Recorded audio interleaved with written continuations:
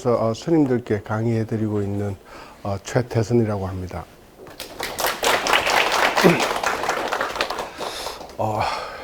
먼저 저 양해의 말씀을 구해야 될 게 신도님들께 강의를 하기 위해서 이렇게 프로 정신으로 준비를 잘해야 되는데 목이 목감기가 와서 목소리가 좀 안 좋은 점 널리 양해 부탁드립니다. 아직 프로가 되려면 멀었는 것 같습니다만. 봉은사에서 제가 해드려야 될 강의로 이렇게 부탁받은 내용이 불탑과 불교 건축의 이해 이런 거창한 제목을 저한테 주셨습니다. 그래서 학교에서 스님들께 이렇게 강의해드린 내용들 중에서 일반인들 신도분들께서 조금 쉽게 더 이해할 수 있도록 설명을 해달라라는 청이 있었는데, 이 얘기를 하다 보면 또 자꾸 스님들 모시던 섭이 돼서 이제 이 불교 쪽으로 자꾸 들어가게 되는데, 조금 재미없더라도 이 불탑과 불교 건축의 원리에 대해서 이번 주 그 다음에 다음 주 이렇게 두 타임을 제가 부여받았습니다. 오전에도 아침반에 제가 똑같은 내용을 강의를 해드렸는데 얘기는 똑같지 않겠습니다만 맥락은 그 나눠드린 레줌에 나와 있는 것과 동일하다, 이렇게 이해를 하시고 읽어주시면 되겠습니다.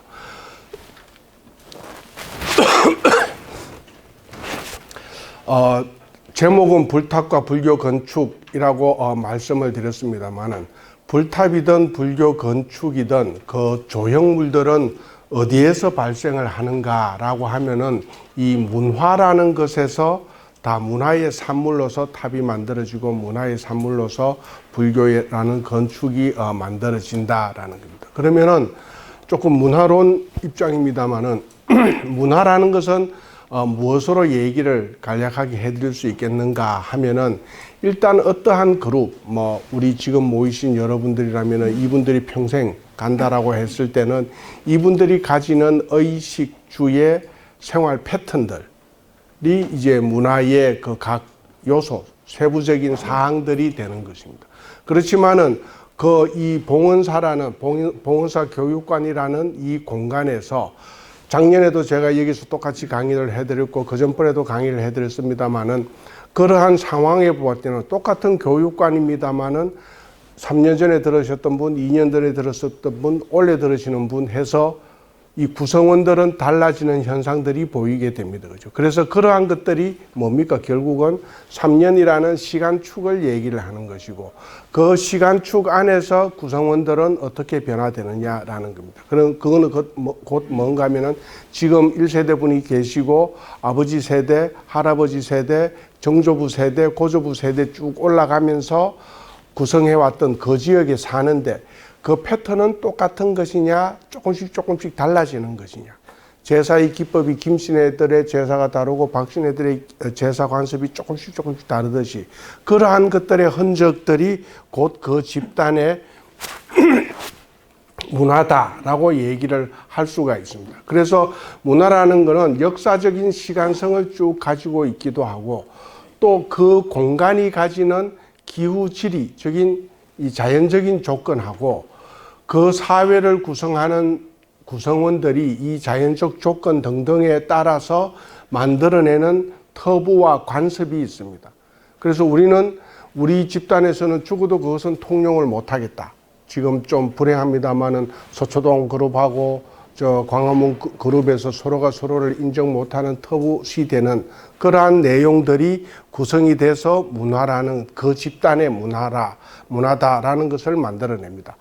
비유가 아까 조금 적절하지 못한 것 같습니다만은 불교라는 것에 이제 이렇게 결속해 보면은 불교는 인도에서, 가장 더운 지역인 인도에서 출발을 합니다. 그리고 그것이 약 한 800년, 부처님 사셨던 그 시기에서 한 800년, 거의 1000년 가까운 세월을 지나서 한반도에, 이 사계절이 있는 한반도에 도달을 합니다. 그래서 부처님의 가르침은 동격화, 단일화 될 수 있을지언정 부처님의 가르침을 따르는 예법들, 수많은 구성 문화를 갖추는 요소들은 그 집단에 따라서 다 달라질 수밖에 없습니다. 석굴암 부처님을 생각을 하시면 석굴암 부처님은 오른쪽 어깨를 드러내고 이렇게 천을 걸치고 앉아 계십니다. 지금처럼 저희처럼 바지 저고리, 동북아시아의 의복인 바지 저고리가 아니라 천 하나로 두르고 계시는데 이거는 인도의 방식입니다. 그래서 초기 경전의 수많은 얘기들은 보면은 성자 앞에서 고하거나 성자를 존경할 때에 편단 우견하고 이렇게 나옵니다. 지금 경전의 대부분 불설로 시작되는 경전에서는 다 그렇게 한쪽 무릎을 꿇고 편단 우견하고 합장을 해서 존귀한 분을 향해서 질문을 하거나 이 말씀을 듣거나 하는 그런 내용들이 쭉 기재되어 있습니다만 그 편단 우견에 석굴암 부처님의 예법이 그 의법 예법이 과연 동북아시아 우리 쪽한테 맞느냐라고 하면은 여기에서 편단 우견하고 사찰에 오셔서 큰 스님을 뵙자라고 하면은 아마 80% 이상은 안 오실 겁니다. 그죠? 그건 왠가 하면은 여기서 한쪽 어깨를 드러내는 것은 동북아시아의 불교 이전의 예법이 아닌 거죠. 그러니까 행해 오던 일종의 지역의 터부에 어긋나는 것이기 때문에 그것은 똑같은 불법을 수행하는데도 편단 우견의 예법은 다 벗어나 있습니다. 그 다음에 대당 서역기를 읽어보시면은 천축에 그러니까 인도의 9가지 예법 중에 오체투지 그 다음에 존귀한 자한테는 존귀한 그 발 뒤꿈치를 쓰다듬으면서 발에 입을 맞추는 예법이 있습니다. 성자한테 올리는 그러한 예법들은 한반도에서는 통용이 안 됩니다. 터부시돼서 그것은 용인이 안 되고 다른 변화된 모습으로서 우리는 부처님이나 큰 스님한테 그 예를 올리는 것은 절로서 마감을 합니다. 합장과 절. 합장은 약식이고 절로서 이제 그 공경의 예를 마감하는데 똑같은 불교가 들어오더라도 관습이나 그 지역의 터부가 어떤 것인가에 따라서 변형화되고 달라진다. 이거는 큰 문화의 속성에서는 문화가 전례는 되는데 이쪽 그룹에서 이쪽으로 전파가 되는데 똑같이 전파되는 것이 아니라 이 지역에 맞게끔 변화된다. 그래서 문화는 전파된다, 문화는 변화한다. 이런 속성들을 사회학자들은 크게 얘기를 하고 있습니다. 너무 거창한스러운 것입니다만은 어쨌든 문화는 그런 것이다. 그렇지만 그런 반면에 또 이 문화라는 것이 창출될 때에는 우리는 이제 조금 이따 말씀드릴 탑 시간에 오면은 탑의 외형을 볼 거냐, 탑의 내면을 볼 거냐. 이 조계종의 그 근본 수행의 방법이 선입니다. 선은 쭉 연결되면은 이제 관상한다라는 것으로 직결이 됩니다만은 그렇게 관하는 그 문화의 속성들을 이해할 수 있으시겠느냐? 아니면 탑 같으면 탑의 외형 3층, 5층, 7층이라는 것에 집착을 할 거냐라는 논제인데 그러한 그 탑이라는 것도 결국에는 사상에서 발현된 의례를 통해서 만들어지는 산물, 인간이 창출해내는 조형물입니다. 이것은 무형이라고 얘기를 한다면 이거는 유형에 해당되는 것입니다. 그래서 이러한 문화의 흔적들을 가지고서 우리는 국립중앙박물관에 쭉 선사부터 시작해서 조선시대까지 유물들이 쭉 진열되어 있습니다만 그거는 그 시대에 살았던 사람들의 지금 그 흔적들만 남아있지 활용이 되거나 하지는 않습니다. 그래서 삼국시대 고구려 백제 신라에서 왕이 있었던 왕관은 지금 청와대에 갖다 줘도 절대 안 쓰고 나옵니다. 그죠?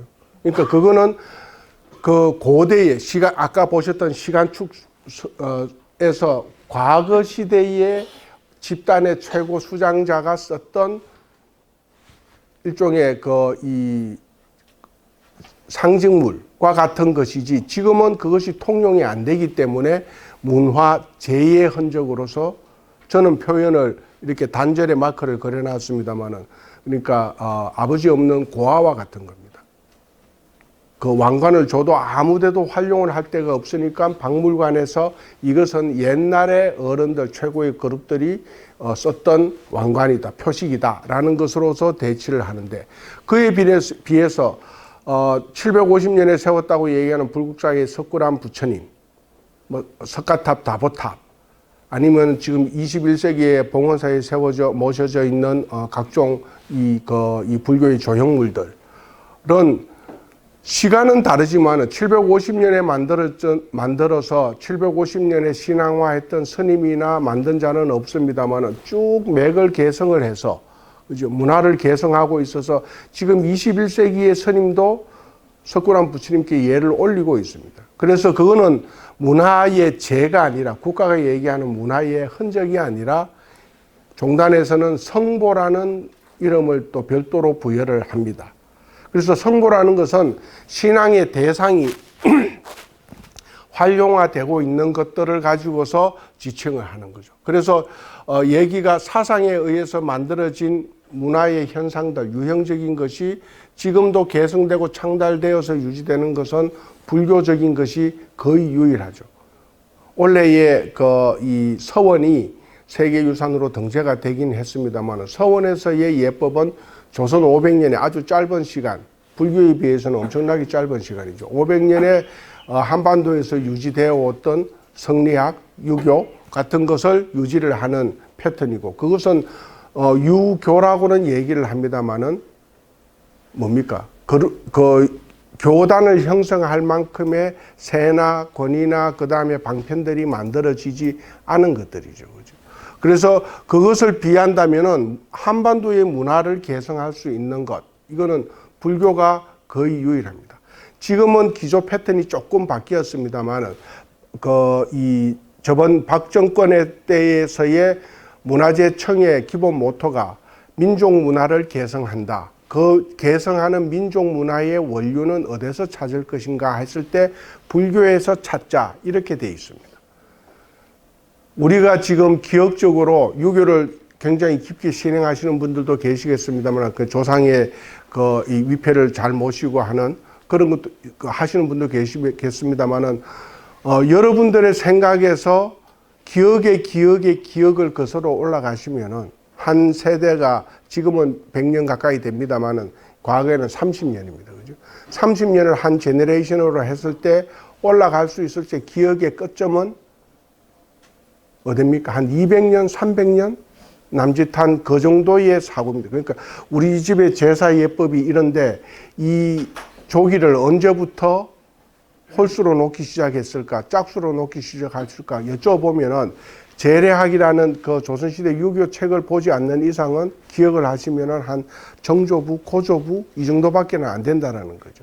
그래서 그러한 상황 속에서 삼국시대 적어도 400년대부터 시작해서 조선시대도 불교가 좀 많이 변화는 되겠습니다만 그 시대 때까지 한반도의 구성의 문화 요소를 줄기차게 뭐 서민 문화든 왕권 문화든 안에 이렇게 들어가 있는 것은 불교밖에 없는 거지 않습니까? 불교의 역사는 지금 1800년, 뭐 2000년 가까이 된다라는 얘기들을 합니다. 그래서 한반도의 왕조 역사와 맥을 같이 하는 것이기 때문에 저번 정권 때의 얘기는 민족 문화는 불교에서 찾아라.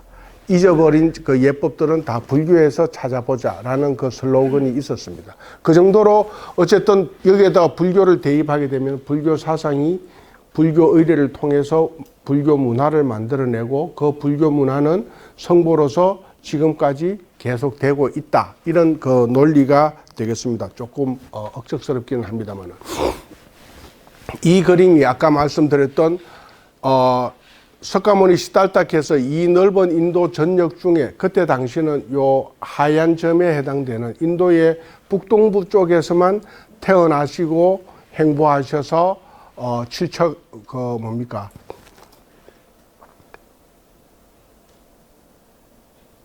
7개의 불교 유적을 남기고 계시는 겁니다. 그래서 그러했던 석가모니 시달타가 이때는 BC 500년에 요 지역에서 출현을 했었고 그것이 점차 석가모니 열반 이후에 불교의 문화권이 이쪽으로 이동이 됩니다. 이쪽은 인더스강 인더스 문명이 발달되었던 영역인데 지금의 이 파키스탄 지금 한창 이 시끄러운 그 지역에 해당되고 이것이 불교 미술이나 이런 시간에 들으셨던 간다라 지역입니다. 그래서 같은 불교라도 이쪽하고 이쪽은 거의 AD 1세기 전후해서 불교와 인도의 왕조가 이쪽으로 옮겨집니다. 그래서 이쪽에서부터 흔히 얘기하는 그 석가모니 시달타의 생시와 생시의 전통을 이어오던 관습에서 본격적인 교단화가 이루어지는 영역입니다. 그래서 이 거리는 거의 보시면 한반도 전체를 뛰어넘는 거리만큼 깁니다. 공간적으로. 집단도 다르죠. 이쪽에 아리안 계통하고 이쪽에 그 중동, 유럽, 서역의 인종이 섞이는 그 병목 현상의 델타 지역하고는 문화 요소 관습들이 완전히 다릅니다. 그리고 보시면 이쪽은 황색이 많습니다만 이쪽은 녹색 지대입니다. 그래서 이 지역에 사는 사람들이 가지는 유토피아가 있고 이 지역에 사는 사람들의 유토피아가 있는데 이건 서로 다르죠. 자연적인 조건에 따라서 아까 터부를 뭘로 여길 거냐에 관한 논점입니다. 그래서 그렇지만 우리나라에서 보게 되면 이것을 인도 문화권이라고 얘기를 합니다. 그러했던 것이 요 간다라를 벗어나서 한반도로 오기까지는 이 서역이라는 실크로드로 대변되는 사막 지역의 도시 국가들을 지나야 됩니다. 인도에서 여기서 여기의 문화는 서로 맥을 쭉 연결이 되어 있기 때문에 비슷할 수도 있는데 사막에서 여기에서 여기 이곳에서 이곳은 뭡니까? 점에서 점으로 연결되는 겁니다. 그래서 이 동네에서 저 동네로 가려면은 목숨을 건 사막을 횡단해야 건너갈 수 있기 때문에 문화가 거의 단절화되다시피 하는 이쪽 지역의 불교 패턴을 지나서 그래서 이쪽의 유토피아도 당연히 이쪽하고는 다르겠죠. 그렇게 해서 이 델타 삼각 지역이 어딘가 하면 도낭입니다. 가보셨을 분이 많겠습니다만 이 도낭을 기점으로 이쪽이 중국 문화권입니다.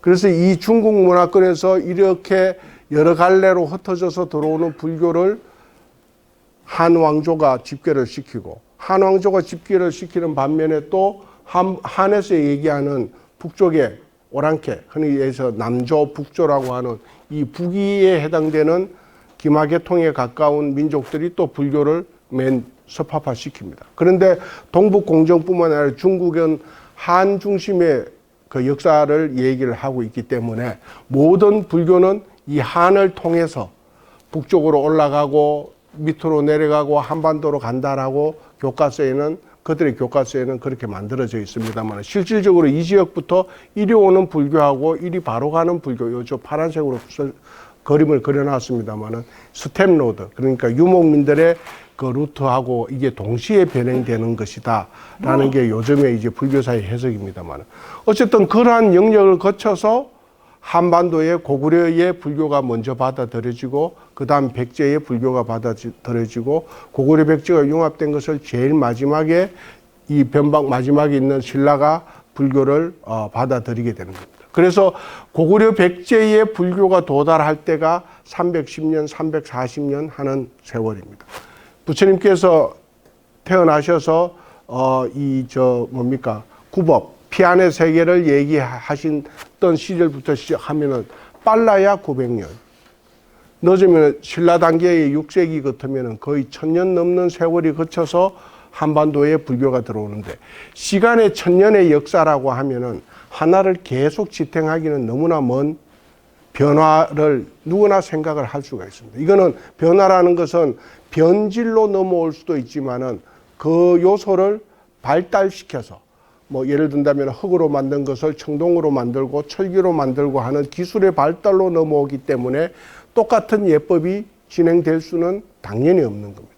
그리고 구성원들이 이 민족들이 다 다르기 때문에 또 한 말씀에 부처님이 하셨다는 말씀은 지을 수 있지만은 그 문화를 해석하는 데는 이 지역 집단마다 다 다르게 표현이 될 수밖에 없습니다. 한 사례로 이 동북아시아 문화권에서의 부처님은 지금 봉은사 부처님은 어디에 앉아서 어디를 보고 계십니까? 우리는 동북아시아는 북쪽에 앉아서 남쪽을 봅니다. 광화문 생각하시면 경복궁 건정전도 북쪽에서 남쪽을 바라보도록 되어 있습니다. 그럼 왕은 최고의 권력자는 북쪽에 앉아서 남쪽을 지배하도록 하는 것이 이 동북아시아의 프로세스입니다. 또 그러한 연유는 뭡니까? 우리가 집을 지을 때 제일 선호하는 집은 어느 쪽으로 다 나 있습니까? 남향이죠. 그건 뭐 때문에 그렇습니까? 집안에 빛을 많이 받아들이는 것을 목적으로 하기 때문에 집에 정남향을 제일 선호합니다. 그죠? 이거는 중국이나 한반도나 일본이나 똑같습니다. 그것은 이 지역은 사계가 있고 빛을 튕겨내기보다는 빛을 선호해야 되는 그룹입니다. 그런데 이 적도에 있는 인도는 어떻습니까? 집이 어느 방향을 하겠습니까? 인도에서는 집을 남향으로 절대 못 냅니다. 집안이 너무 덥기 때문에. 그래서 다 집은 북쪽 아니면 서쪽으로 나 있습니다. 그래서 인도에서 만들어진 경전의 얘기를 보시면 다 성자는 서쪽에 앉아서 동쪽을 봅니다. 그래서 북쪽에서 남쪽을 보는 것하고 서쪽에서 동쪽을 보는 것 하면 어떻겠습니까? 부처님께서 그 생시에 여기에서 하셨던 말씀 중에서 내가 서쪽에 앉아서 동쪽을 보고 하면 우리는 어떻게 해석을 해야 됩니까? 북쪽에 앉아서 남쪽을 보고 해야 우리 정서에서 얘기가 됩니다. 그런데 경전은 어떻습니까?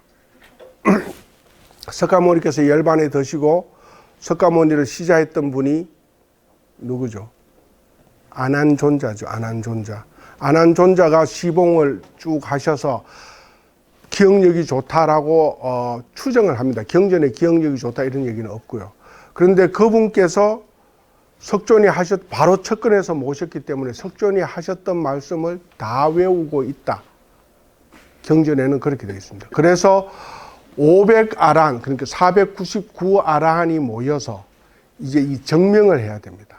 석가모니 부처님께서 열반에 드시고 석가모니께서 하셨던 말씀은 도대체 얼마만한 길이가 될 거냐, 누가 다 외우고 있느냐 했을 때 다 안한존자를 지목을 했습니다. 그런데 불행히도 안한존자는 그때까지 아라한 계열에 오르지를 못했습니다. 시자는 열심히 했는데 당신이 구도를 하거나 이 깨우침에 있어서 아라한이라는 분은 스스로 깨우친 자를 아라한이라고 얘기를 하거든요. 아라한 반열에 올라오지를 못합니다. 그래서 내일이 이제 부처님 말씀을 암송을 해야 되는데 오늘 밤까지도 막 머리를 땅에다 박고 해도 깨우치지를 못하셨는데 호련 그 다음날 새벽에 깨달아서 아라한이 되셨다. 좀 묘한 요즘 같으면 진짜냐 아니냐 이렇게 또 논란을 펼치실 거겠습니다만 어쨌든 경전은 그렇습니다. 그래서 안한존자가 499명의 아라한 앞에서 자기도 아라한이니까 암송을 합니다. 들으니까 다 들으신 분이 맞다. 한 글자도 안 틀리다. 이렇게 돼 있어서 그 이후의 경전은 부처님의 경을 얘기를 할 때는 글자 하나, 토시 하나를 바꾸면 안 됩니다. 만장일치라는 그 관법이 만들어지는 것도 바로 그 아라한의 1차 결집 대회에서 시작이 되는 건데요. 그런데 그렇게 했는데 그 아라한이 암송했던 구절은 초기는 부처님께서 이곳에서 열반에 드시고 나서 불교의 모든 교단의 형태가 이쪽으로 이동되기 전까지는 암송에서 암송입니다.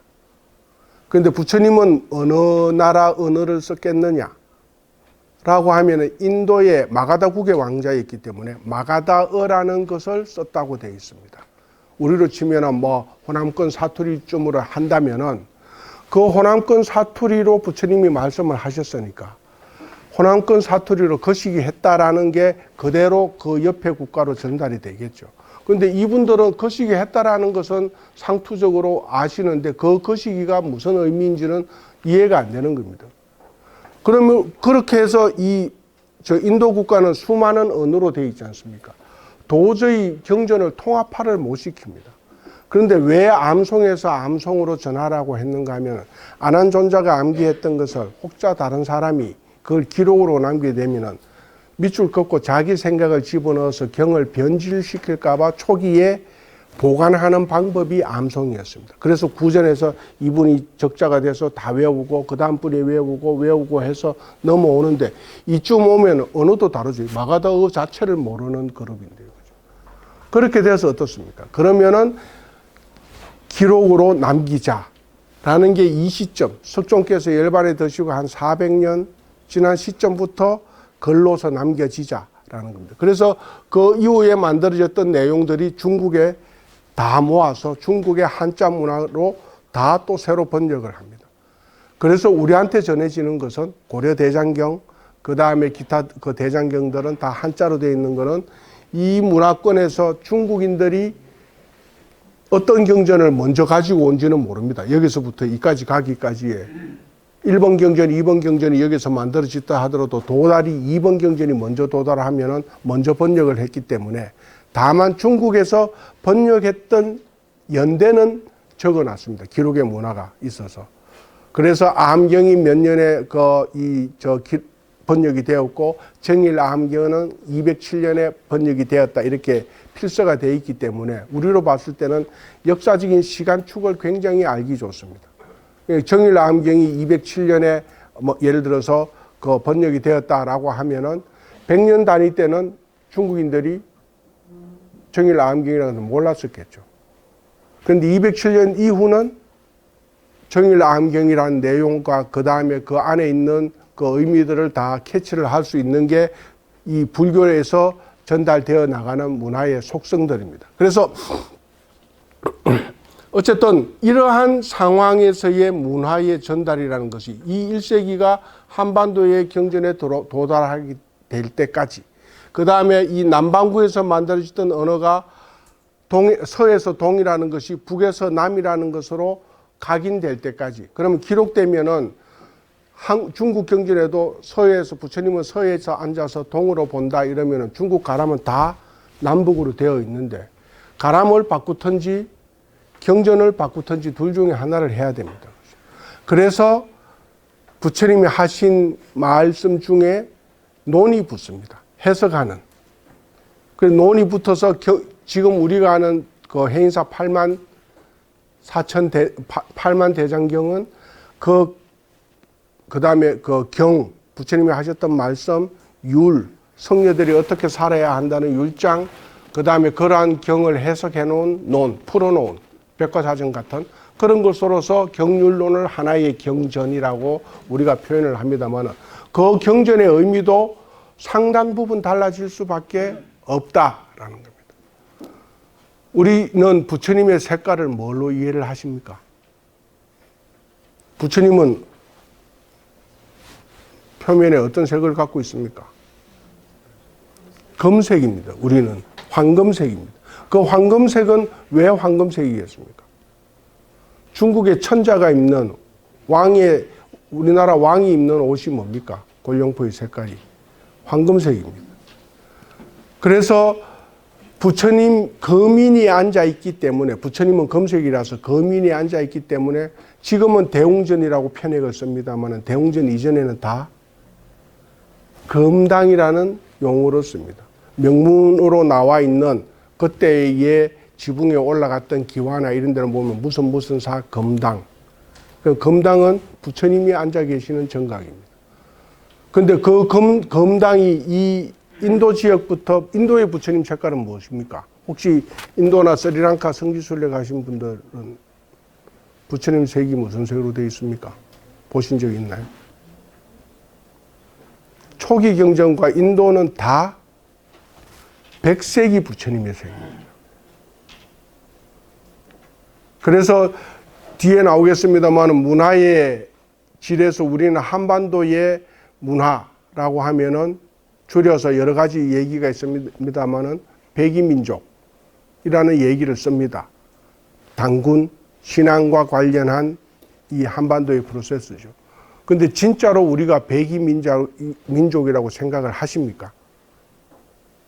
백이민족에는 의미는 여러 가지가 있습니다. 그러니까 정갈한 마음은 이해가 되는데 백색을 숭상했겠느냐라는 쪽에서의 생각은 어떻습니까? 지금 우리 여기 계신 분들도 아래 위로 하얀색 입고 오신 분은 아무도 안 계십니다. 백색을 숭상한다면. 그 다음에 사찰이 중국 사찰도 가보셨을 거고 일본 사찰도 가보셨겠고 남방 사찰도 가보셨고 우리나라 사찰을 가보셨겠습니다만 사찰 건물에 칼라가 있는 색은 어느 나라입니까? 한반도가 유일하죠. 오방색을 칠해서 단청을 칠해야만 끝이 나는. 일본은 단청을 칠하는데 어떤 색입니까?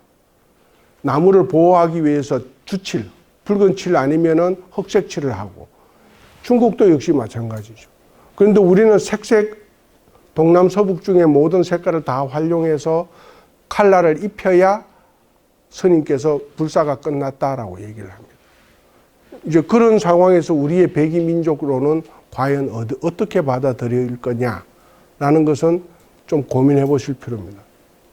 심지어 뭐 세월이 많이 지났다 하더라도 2002년은 기억하시겠습니다만은 붉은 악마가 월드컵 할 때 온 동네에 붉은색 옷 입고 다닐 때 흰 옷 입고 나온 분 보셨습니까? 그런데 이게 어떤 형태로 되어 있는가 하면 백이민족이라는 것이 단군에서 오는 그 숭고한 것을 백색으로 표현하는 것이다라는 설이 있고요. 또 하나는 대한민국, 대한제국 이전의 시기가 언제입니까? 조선이죠. 조선의 문화를 대표할 수 있는 게 뭡니까? 그릇으로서. 백자 문화입니다. 백자 문화인데 이거는 일제강점기 때 일본 학자들이 한반도를 지칭할 때 하는 얘기입니다. 가장 지금 대한제국에 의해서 일본한테 패망한 국가에서 가장 가까운 한반도의 왕조가 조선이고 그 조선은 백자를 대표하고 있으니까 그럼 우리 중에 학자들 중에서 항변을 했겠죠. 고려 때는 청자였다. 청색이다. 그렇지만은 가장 마지막에 전성된 상황이 조선이고 백자이기 때문에 너네들은 백색을 선호하는 민족이다. 이렇게 그 결론을 냅니다. 그러다 보니까 백색은 깨끗한 것도 있습니다만은 문약한 상황도 있습니다. 그래서 반도론, 그 다음에 이 조선을 지배하기 위한 일본 학자들의 생각에서도 백이민족이라는 컬러가 굉장히 들어가는 거죠. 조용한 아침의 나라, 뭐 저 인도의 타고르 성인이 얘기를 했다고 하는데 그 우리나라가 진짜 조용한 민족입니까? 지금도 보셔도 알고 심지어는 그 위지동의전이라는 국가가 결성되기 이전에 부족 국가라고 얘기를 하는 시절에는 잘 살면 왕을 가만히 놔둡니다. 그런데 흉년이 들었거나 뭐 홍수가 나거나 하면 그 왕을 불러서 목을 뱁니다. 민중들이. 그게 한반도 구성원들의 기질인 거죠. 그런데 그게 왜 조용한 아침의 나라로 기결이 되어 있느냐라는 것은 굉장히 불운한 근대사에서 나오는 결산물이다. 뭐 얘기가 딴 데로 갔습니다만. 그래서 이쪽은 백색입니다. 그래서 가장 중요한 거는 만다라 그림 아시죠? 만다라는 불국토를 위에서 내려다본 형태입니다. 그래서 만다라는 동남 서북 중에 평면에서 보면은 이게 방향이 자유자재로 돌 수는 있습니다만은 이거를 보면 어떤 분은 만다라를 액자를 해서 벽에다가 이렇게 걸어 놓습니다. 대부분. 벽에서 걸 때 위쪽이 북방입니다. 그죠? 북방인데 그 만다라를 그린 쪽이 이 남반구이면은 백색이 어디로 옵니까? 아까 말씀드렸듯이 정중앙입니다. 그러면 우리가 아는 황색에서 좌, 동쪽은 청룡, 우, 백호가 우리 이쪽에서 아는 색 컬러, 지방, 그 방위에 따른 컬러론입니다. 그래서 좌, 청룡, 우, 백호, 남, 주작, 이쪽은 홍색이죠. 홍색, 중앙이 황색, 북쪽이 감색 또는 흑색으로 표현이 됩니다. 그래서 북쪽은 검은색이고 이쪽은 푸른 녹색이고 그 다음에 서쪽을 중국에서는 백색으로 놓는데 인도에 오면은 중앙이 백색이고 청색은 똑같습니다. 동쪽은 다 청색이고 북쪽은 감색은 똑같은데 서방이 백색이 있던 것이 이쪽으로 당겨지니까 서방은 황색 아니면은 적색으로 가야 됩니다. 그래서 적색을 남쪽에 놓거나 적색을 황색으로 놓는 것이 이쪽 지역에서의 컬러론입니다. 만다라입니다. 그래서 자세히 보시면은 전혀 아닌, 아까 그런 데다가 우리는 남북 중심이고 이쪽은 동서 중심이면은 방향을 놓는 게 우리 생각대로 인도의 만다라를 걸었는데, 그러니까 흔히 얘기하면은 백색의 석가모니 부처님을 호위를 해야 되는데, 인도는 백색을 걸어놓고 석가모니 부처님을 외치는 반면에 중국은 황색을 걸어놓고 석가모니 부처님을 호명을 해야 된다라는 겁니다. 그런데 인도에서 물건을 잘못 사오면은 아미타 부처님 색으로 연결되는 것을 걸어놓고는 석가모니 부처님을 부르는 혼돈이 오는 겁니다. 동북아시아의 스님들께서 이 방위 맞추는데 제일 고생을 하십니다. 그거는 연대별로 이렇게 번역되는 경전에서 보게 되면은 자기 마음대로입니다. 그러니까 흔히 쉽게 말씀드리면 부처님 뱃속에는 뭐가 들어갑니까?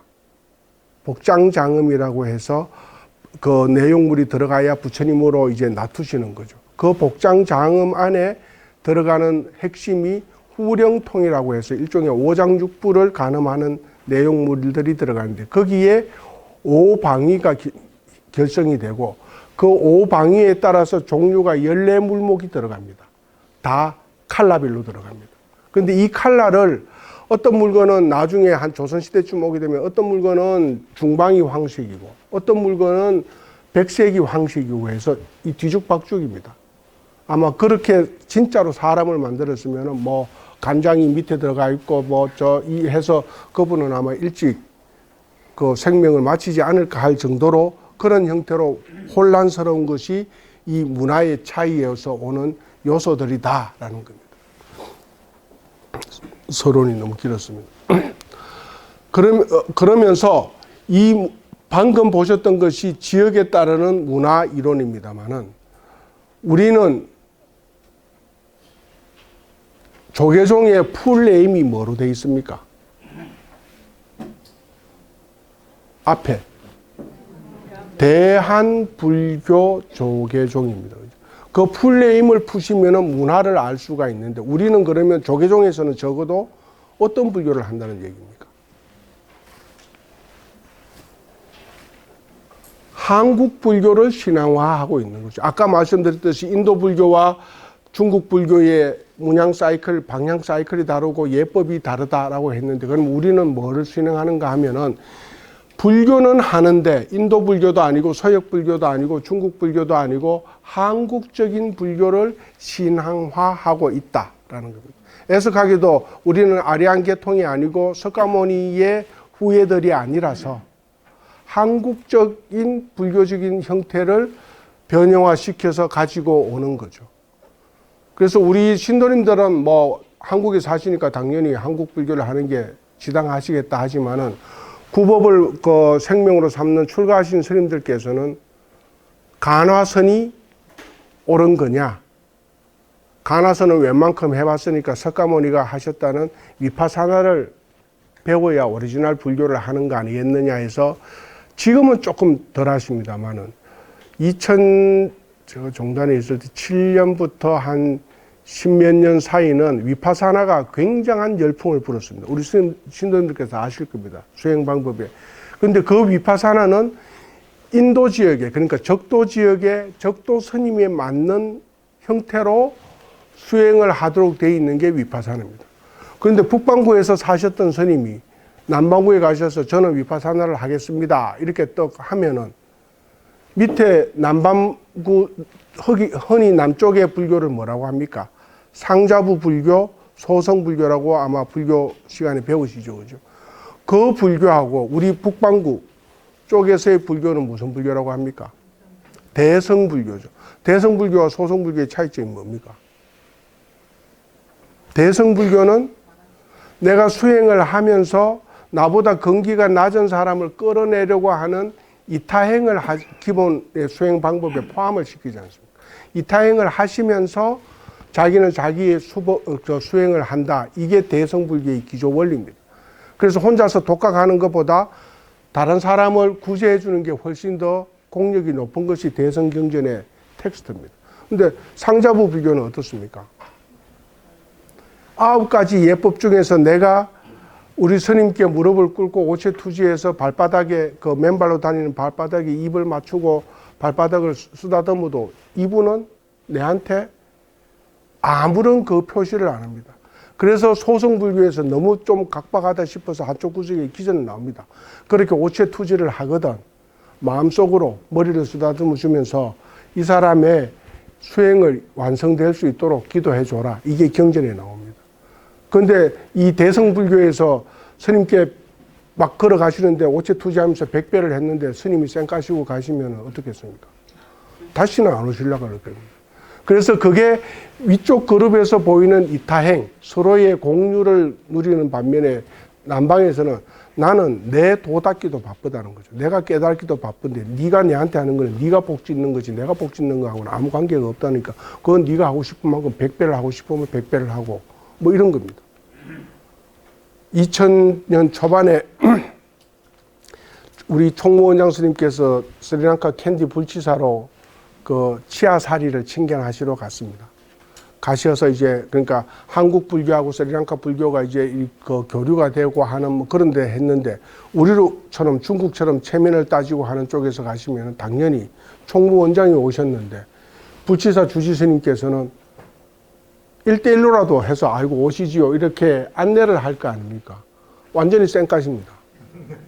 그리고 더운데 그거는 파라솔이 꼭 필요하죠. 양산이 필요한데 당신은 당신 양산만 가지고 오시고 우리 총무원장 스님은 준비를 안 하셨으니까 땡빛에 그 땀을 뻘뻘 흘리고 있는데 우리가 보면 진짜 야 너무하다 할 정도로 자기만 딱 쓰고 계십니다.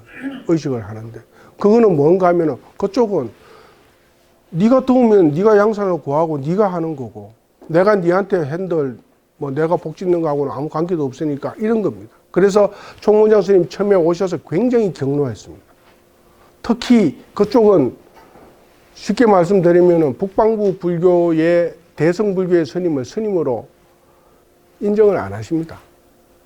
특히 비구니 스님 같으시면은 한국에서 큰 비구니 스님께서 깨달으셨다고 하시고 저희 학교에서 공부 석박사를 다 마치신 스님이 아 내가 인도의 본질의 불교를 배우겠다 해서 인도는 지금 불교가 없지 않습니까? 스리랑카로 유학을 가셨습니다. 가셨는데 대개 3달 내지 6달 만에 울면서 돌아오십니다. 첫째는 자기를 인정을 안 해줘서 서럽고요. 그럼 자기가 한국에서 20년, 30년 수행을 하셨는데 거기 가니까 홍색 천 입는 그 뭡니까? 일반 성단만큼도 안 헤아려 주시니까 그러면 30년 쌓아온 불교의 한국 불교는 그 뭐란 말이냐 해서 되돌아오시고 뭐 이런 것들이 위파사나와 사실은 이제 서서히 결별하게 되는 이유 중에 하나인데 그것은 뭔가 하면은 불행히도 어쩔 수 없습니다. 우리는 한국에 태어나셨기 때문에 한국적 불교를 수행하셔야 되고 비구 스님들 중에는 여기서 수계를 다 하시고 하셨음에도 불구하고 거기에 가셔서 내가 다시 그쪽에서 출가를 해서 새로 시작한다는 것으로 쭉 버티시는 스님들도 계십니다만은 당신이 제가 봤을 때는 거기서 인도적인 불교로 생을 마치실 분은 아무도 아니실 것 같습니다. 대개는 다 거기서 이제 포교 뭐 이런 식으로 한국 불교 포교로 전향을 하고 계시는데 어쨌든 이러한 불교를 하고 있어서 예법에서 이 차이가 지역적 차이가 많이 났지만은 어쩔 수 없이 우리는 한국 불교를 천직으로 삼아서 수행을 할 수밖에 없다라는 거고. 그러면은 인도 불교 아까 말씀드렸듯이 서역 불교, 한국 불교의 그 차이점을 어디서 찾을 거냐? 제가 아까 말씀드렸듯이 백색은 인도에서는 백색이고 동북아에서는 황색이고 하는 것은 제가 막 지어내는 것이 아니라 어디서 그런 원리를 찾을 거냐 하면은 다 이 불교 경전에서 나와 있습니다. 석가모니 부처님의 그 하셨던 말씀을 아라한이 아난존자가 외웠던 것이 84,000 페이지일까요? 장일까요? 지금 우리 한반도에 그 남겨져 있는 해인사 8만 대장경이 그러한 건데 84,000 페이지가 다 부처님께서 하셨을까요? 그렇지 않고 경은 아주 일부입니다. 우리가 소위경전, 대한불교 조계종은 뭐를 소위경전을 합니까? 금강경. 이 금강경도 사실은 대성에 가까운 거죠. 금강이 뭡니까? 부처님의 지금 좀 이따 말씀드리겠습니다만 몸살이를 신행을 할 거냐? 몸살이가 다 떨어졌을 때 법살이로 갔을 때 지혜, 반야, 금강 이것을 강조할 것인가? 라고 했을 때는 후자를 택해야 됩니다. 대성적인 건데 소성적인 아주 초기의 아함경이라든지 이런 몇몇 건을 대하고는 나머지 8만 이 장은 앞뒤로 16만 페이지는 뭐를 의미하는가 하면 다 교단을 유지하기 위한 방편들의 기록들입니다. 율장에 했을 때 이런 스님은 이렇게 해야 되고 스님이 되면 이렇게 해야 되고 아침에 예법은 어떻게 해야 되고 그게 경전 한 페이지만 뒤지면 여기에 다 나와 있습니다. 우리 신도님들께서는 이 피안의 세계로 가기 위해서 부처님과 같이 이 덕도하시기 위해서 그 소위 경전만 보시는지 모르겠습니다만 나머지 그 외의 방편 경전들을 한 페이지만 읽어보면 아 절은 저렇게 해야 되는구나, 절에 가서는 예법을 저렇게 해야 되는구나, 큰 스님이 안 가르쳐 주셔도 그게 다 나와 있습니다. 근데 다만 그것을 중국적으로 할 거냐 한국적으로 할 거냐만 고민을 하셔서 이행을 하시면은 아까 말씀드렸던 문화 창달, 문화 개성은 저절로 이루어지는 건데 이거를 스님들부터 못 하시죠. 뭐 안 하신다고 표현을 하는 게 더 여법합니까? 못 한다고 하는 게 여법한지 모르겠습니다만은 아까 제너레이션 얘기를 해드렸습니다만은 한국 불교가 지금 21세기의 한국 불교는 삼국시대, 통일신라시대, 고려시대의 그 엄청 화려하고 장엄했던 국가주도적인 불교를 계승하고 있습니까? 아니면은 임진왜란 위의에서 산 사명대사의 피로서 지켜낸 이 불교의 문화 잔흔들을 계승하고 계십니까? 신도님들 생각해 보실 때에 우리가 과연 고려 불교를 계승한다고 아무도 말씀을 못 하시죠. 해인사 판전에 8만 대장경, 고려 대장경이 봉안됐는데 누구 하나 스님 한 분 나셔서 그 고려 대장경 연구소 스님이 운영하시는 그 연구소는 있습니다만 사찰에 계시는 스님이 내가 그거를 1페이지부터 끝페이지까지 한번 다 읽어봤다 라고 하시는 분은 아무도 안 계십니다. 근데 왜 그렇게 됐을까요?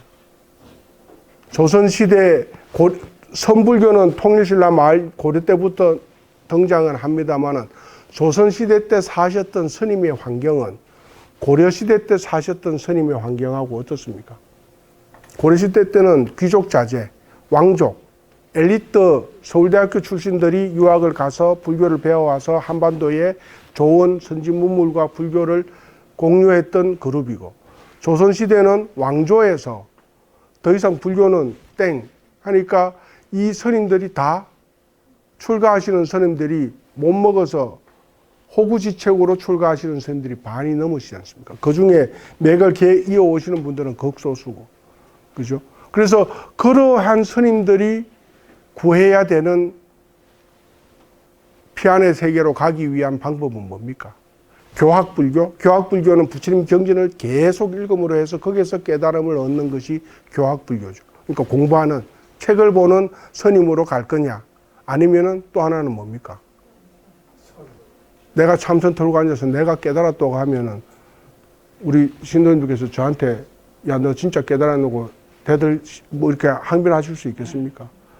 지금 저하고 이렇게 선문답을 나누어 보자라고 얘기를 했을 때 감히 보시면은 중앙성가대학교 저놈이 교수라니까 하고는 그냥 회피하시는 게 대부분일 겁니다. 그러면 일반 민중들은 조선시대 때 스님들을 어떻게 보셨겠습니까?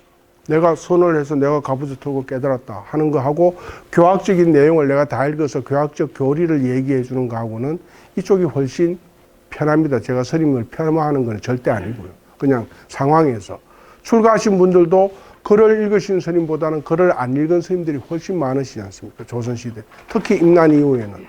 임난 이후에 우리 여기 아시는 북한산, 이렇게 산행하시면은 북한산에 17개의 성령사찰이라고 있습니다. 그 성령사찰이라는 건 뭔가 하면은 임진왜란 이후에 다시 쳐들어오면은 이 경복궁 왕조가 북한산으로 넘어가야 됩니다. 북한산으로 넘어가서 이제 방위를 해야 되는데 그러려면 거기에 무기도 미리 갖다 놔야 되고 군량비도 비축을 해놔야 되고 해서 쭉 창고를 지어놓고 이 창고를 누가 짓는 게 좋겠는가, 지키는 게 좋겠는가 했을 때 평시에 일반 머리 긴 군사를 올려놓으면 어떻습니까? 다 자기 처자식 때문에 다 내려옵니다.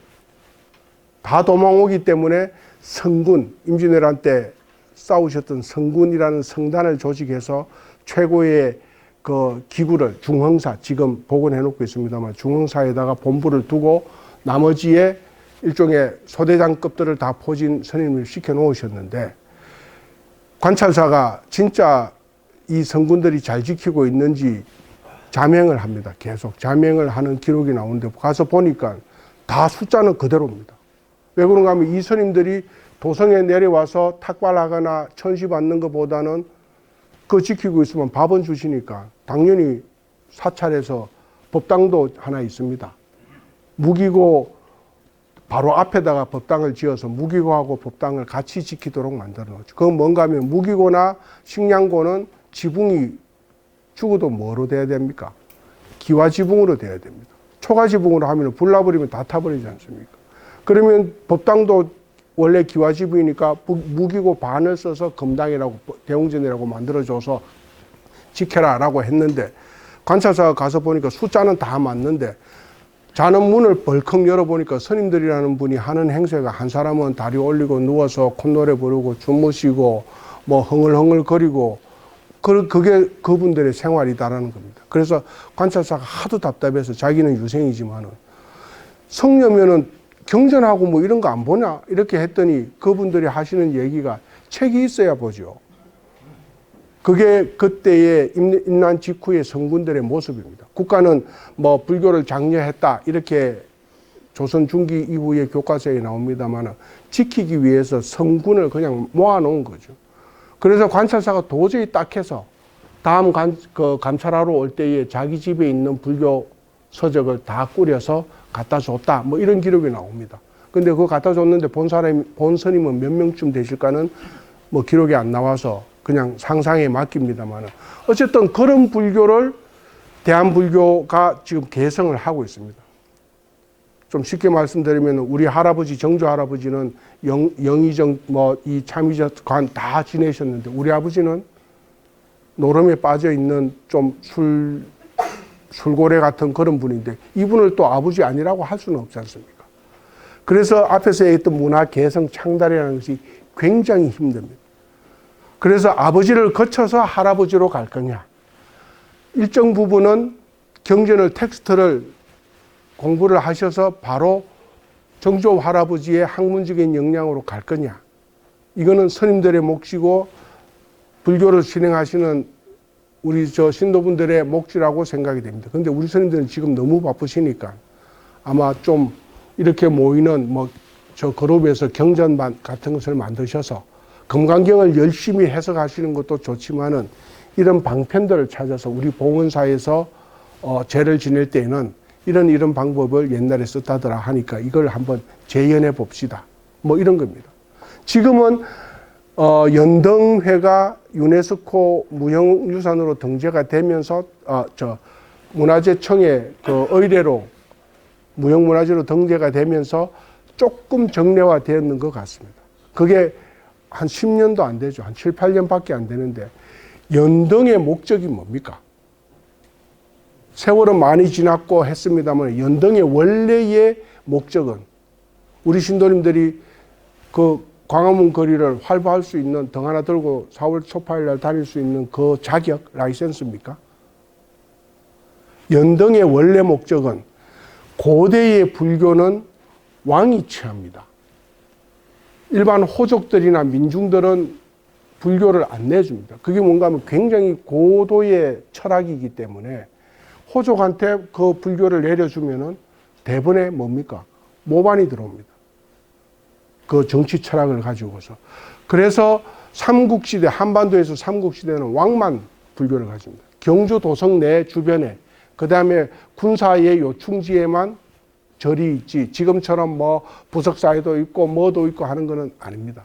그런데 그 통일신라 때 통일이 되고 나니까 이제는 필요가 없으니까 경계를 풀어서 다 호족들한테 나누어 주는 게 한반도의 불교의 목입니다.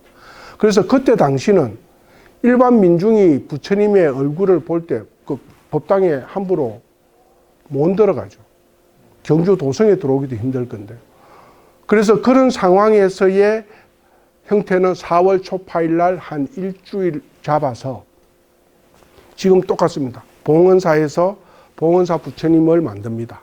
대나무로 해서 그 수레에다가 법당을 만들어서 내면에다가 부처님을 모셔서 봉헌사 법당에 있는 부처님하고 똑같이 장엄을 합니다. 검은 보화 뭐 해서 쭉 해서 이 마차가 지금으로 치면은 건정전 경복궁으로 행진을 합니다.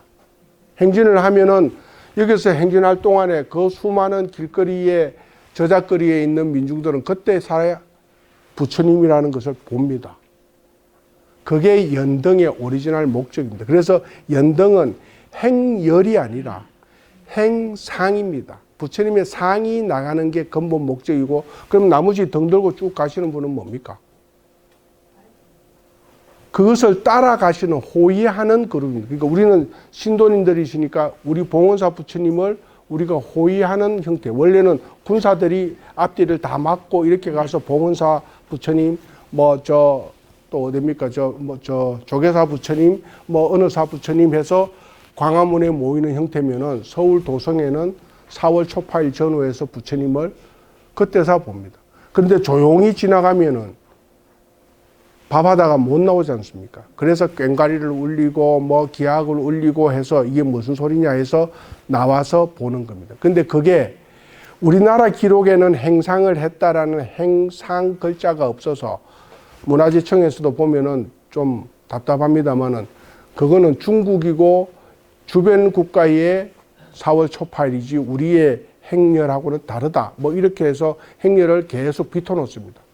지금 어떻습니까? 가실 때 12줄, 그 다음에 밑으로 뒤로 해서 딱 줄지어서 쫙 지나가십니다. 멋있게. 그거는 일제강점기 때 그 4월 초파일 행사마저 막으면 안 되지 않습니까? 그런데 그냥 대구 마구 원래는 부처님이 가시면 뒤에 그냥 쭉 따라가시는 겁니다. 그런데 이거를 열 딱 지어가지고 12 곱하기 12에서 한 놈 빠지면은 이렇게 찝어내는 통제의 그 효력이겠죠. 그렇게 맞춰 놓으니까 우리가 종단에서 초파일 행렬을 복원할 때 계속 그렇게 올립니다. 열을 맞추어서 등을 들고 가는 게 연등의 시작이고 하면 청에서 보시면 그게 목적이 아닌데, 그래서 지금은 제일 앞장서는 게 해석하기 좋은 게 원래 어떨 때는 탑이 가고 어떨 때는 종이 가고 어떨 때는 부처님이 갑니다만 그게 원래는 표현의 상징입니다. 부처님이 나들이 하시는 거죠. 그래서 그런 형태로 해야 되는데 그것을 과연 누가 복원을 하실 수 있겠는가? 우리 큰스님한테 여쭤보시면 연등행렬을 어떻게 할까요? 야, 우리는 물고기 등을 만들어서 들고 가자. 이게 다지 않습니까? 원래의 상황은 이렇고 이런데 이렇게 한다라는 말씀하시는 스님은 아마 종단에서도 거의 안 계실 겁니다. 물론 그거나 다 같은 거야 해서 통으로 퉁 치시면은 제가 드릴 말씀은 없는데, 이 문화의 유형화되는 예법이라는 것에서 볼다면 그런 예법들이 다 페이지 한 장만 넣기면 다 나옵니다. 그럼 나갈 때 마차는 뭘로 만들 거냐? 법당을 뭘로 만들 거냐? 쇠로 만들면 무거우니까 대나무를 쪼개서 집을 짓고 이렇게 나옵니다. 그래서 스리랑카 가시면 지금도 똑같이 부처님을 대나무에 법당에 모시고, 아니면은 그것을 연이라 그러죠. 가마에다 부처님을 모시고 앞에 취약대가 불고 가마가 나가고 뒤에 행렬들이 북과 꽹과리 들고 쭉 가시면서 하는 게 스리랑카의 연등의 행상과 행열입니다. 그런데 우리는 행상은 기억은 거의 안 하시죠. 행열만 기억을 하고 계시는, 그게 문화의 변화는 아니고 변질이죠. 그죠? 몰라서 안 하는. 그래서 그러한 작업들을 과연 하셔야 되는 것 아니냐. 그래서 그것이 찾아내기는 사실은 힘듭니다. 이런 시간적인 차이. 한국에서도 고구려와 고려 때까지만 하더라도 연등회 팔관회가 계속 유지됐었고, 조선시대는 민중의 관습으로 확 돌려버리죠. 그래서 고려 때까지는 너무 연등회를 많이 해서 국가 재정이 손실될 정도니까 조선시대에서는 과감하게 폐기해라. 이렇게 나온 상황 아닙니까? 그래서 시간에 따라서 차이가 있고 공간에 있어서 차이가 있는 것을 우리는 불교를 진행한다. 그래서 이렇게 불교를 공부하기는 너무 힘드니까 에라이 고만 차라리 위파사를 하시든지 명상에 잠기시는 수행 방법으로 아제 바라성 아제 모지사바 피안의 세계로 가자 하실 수도 있겠습니다만, 어쨌든 불교의 본질은 이런 것이다라는 겁니다. 조금 쉬어야 됩니까?